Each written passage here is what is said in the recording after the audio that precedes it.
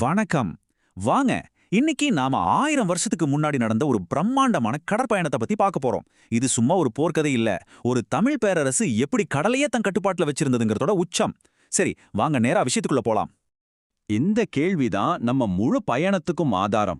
யோசிச்சு பாருங்க, அந்த காலத்துல இன்னைக்கு இருக்கிற மாதிரி எந்த டெக்னாலஜியும் இல்லாதப்போ ஒரு பெரிய கடற்படையை உருவாக்கிக்கிட்டு கடல் தாண்டி போய் அங்க இருந்த ஒரு பலமான சாம்ராஜ்யத்தை வீழ்த்துறதுங்கிறது நினைச்சு பார்க்கவே முடியாத ஒரு விஷயம். அது எப்படி சாத்தியமாச்சு?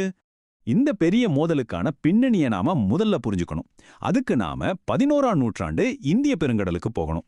அங்க அப்போ ரெண்டு பெரிய சக்திகள் தான் இருந்தாங்க. ஒன்னு நம்ம தென்னிந்தியாவோட சோழ பேரரசு, இன்னொன்னு தென்கிழக்கு ஆசியாவோட ஸ்ரீவிஜய பேரரசு. ஒரு பக்கம் சோழர்கள் அவங்களோட கடற்படை பலத்தினால தென்னிந்தியாவே கட்டி ஆண்டாங்க. இன்னொரு பக்கம் ஸ்ரீவிஜய பேரரசு சீனாவுக்கும் இந்தியாவுக்கும் நடக்கிற மொத்த கடல் வியாபாரத்தோட முக்கியமான வழித்தடத்தை அவங்க தான் கண்ட்ரோல் பண்ணாங்க. இப்போ இந்த ரெண்டு பெரிய சக்திகளும் ஒரே கடல் பாதையில ஆதிக்கம் செலுத்த நினைக்கும் போது என்னாகும்? மோதல் கண்டிப்பா வரும் இல்லையா? அதுதான் நடந்தது. இப்போ ஒரு முக்கியமான கேள்வி வருது. எதுக்காக ராஜேந்திர சோழன் இவ்வளவு பெரிய ரிஸ்க் எடுத்து இந்த படையெடுப்பை நடத்தினாரு? இதுல நம்ம வரலாற்று அறிஞர்களுக்குள்ளேயே பல கருத்து வேறுபாடுகள் இருக்கு. சிலர் என்ன சொல்றாங்கன்னா, தஞ்சாவூர் கல்வெட்டுகள்ல இருக்கிற மாதிரி இது சோழர்களோட சாம்ராஜ்யத்தை விரிவுபடுத்துற ஒரு முயற்சி தான் அப்படிங்கிறாங்க. ஆனா இன்னும் சிலரோ ஸ்ரீவிஜயம் நம்ம தமிழ் வணிகர்களுக்கு தொல்லை கொடுத்ததால அந்த வியாபார பாதையை தன் கட்டுப்பாட்டுக்குள்ள கொண்டு வர நடந்த ஒரு பொருளாதார போர் தான் இதுன்னு சொல்றாங்க. ஒருவேளை அரசியல் ஆதிக்கமும் சரி, வர்த்தக பாதுகாப்பும் சரி, ரெண்டுமே காரணமா இருந்திருக்கலாம். சரி, காரணம் எதுவா வேணா இருக்கட்டும். ஆனா ராஜேந்திர சோழன் எடுத்த அந்த முடிவிற்கே அது வரலாற்றிலேயே ஒரு பிரம்மாண்டமான கடல் பயணத்துக்கு ஆரம்ப புள்ளியா அமைஞ்சது. இந்த ஒரு வரி ஒரு பெரிய சகாப்தத்தோட தொடக்கத்தை குறிக்குது. அன்னைக்கு நாகப்பட்டினத்திலிருந்து கிளம்பின அந்த கப்பல்கள் சும்மா போருக்கு மட்டும் போல, தெற்காசியாவோட அதிகார வரைபடத்தையே மாத்தி வரைய போச்சு. இந்த பயணம் எவ்வளோ பக்காவா பிளான் பண்ணிருக்காங்கன்னு பாருங்க. பருவக்காற்றோட உதவியோட கொந்தளிக்கிற வங்காள விரிகுடாவையே தாண்டி போயிருக்காங்க. எத்தனை கப்பல்கள் போச்சு, என்ன மாதிரியான கப்பல்கள் அப்படிங்கிற விவரம் எதுவும் நமக்கு கிடைக்கல. அதுதான் இந்த வரலாற்று நிகழ்வோட மர்மத்தை இன்னும் அதிகமாக்குது. அவங்களோட ஒரே இலக்கு யாரும் எதிர்பார்க்காத நேரத்துல தாக்கணும். பல மாச கடல் பயணத்துக்கு அப்புறம் சோழர் படையை அவங்க இலக்க அடைஞ்சது. அதுக்கப்புறம் நடந்ததுதான் ஒரு மிரட்டலான மின்னல் வேக தாக்குதல். இந்த டைம்லைனை பாருங்களேன். அவங்களோட பிளான் எவ்வளோ தெளிவா இருக்குன்னு புரியும். முதல்ல எதிரியோட தலைநகரத்தை தாக்கி அவங்களுக்கு ஒரு பெரிய ஷாக் கொடுக்கறாங்க. அடுத்ததா அவங்க ராஜாவே கைது பண்ணி அவங்களோட மன தைரியத்தையே உடைக்கிறாங்க. கடைசியா அவங்களோட பொருளாதாரத்தோட மையமா இருந்த கடாரத்தையும் கைப்பற்றாங்க. இது ஒரு கச்சிதமான திட்டமிட்ட வெற்றி. இந்த கல்வெட்டு வரிகள் அந்த வெற்றியை அப்படியே நம்ம கண் முன்னாடி கொண்டு வந்து நிறுத்துது. இது கற்பனை இல்ல, சரித்திரம். வெறும் ராஜாவை மட்டும் கைது பண்ணல, அந்த ஸ்ரீவிஜய பேரரசோட வெற்றி சின்னமா இருந்த வித்யாதர தோரணம்ங்கிற நுழைவாயிலையும் கைப்பற்றினது சோழர்களோட முழுமையான ஆதிக்கத்தை காட்டுது.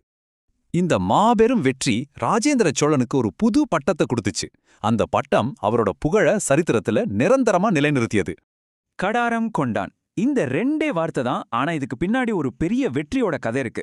இது வெறும் பட்டம் மட்டும் இல்ல, ஒரு தமிழ் மன்னன் கடல் கடந்து எவ்வளோ பெரிய சக்தியா இருந்தான்ங்கிறதுக்கான ஒரு சான்றிதழ். இந்த வெற்றிக்கு அப்புறம் ராஜேந்திர சோழனை இந்த பட்டத்தை சொல்லிதான் நிறைய பேர் அடையாளம் கண்டாங்க.